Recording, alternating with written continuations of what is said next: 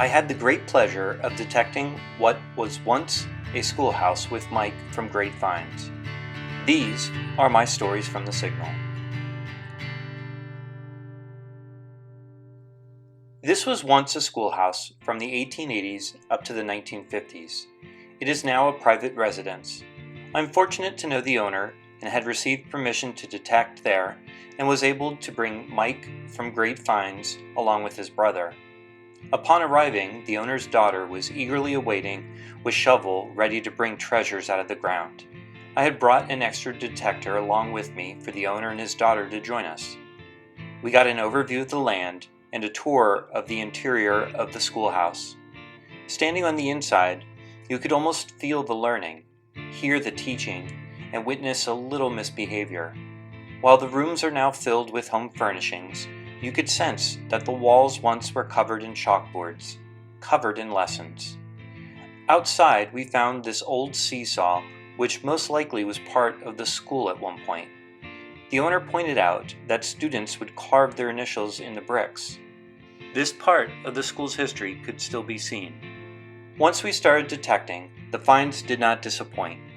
We did get a fair number of pennies, some of which were Wheaties, and a few dimes. When I got there, I told the owner's daughter the key date we were looking for is 1964. Of course, because any dimes or quarters we find from 64 or prior would be made from silver.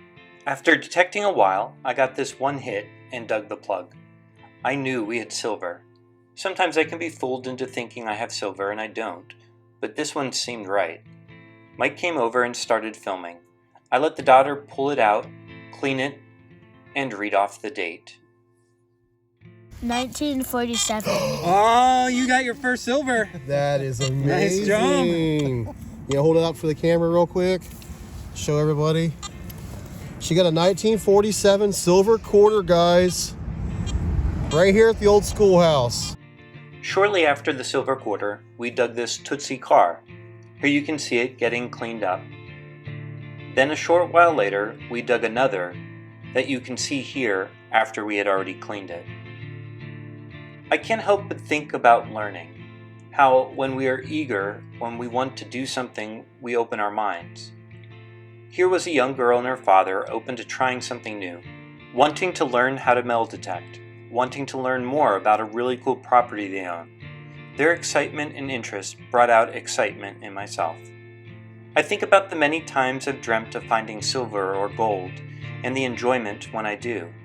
I saw this from eyes new to metal detecting, and I think of all the stories I invent about my finds, the who, the why, the what, and I hear the property owner ask, "Who do you think lost these cars, and what were they doing when they lost them?" These stories are the best treasures.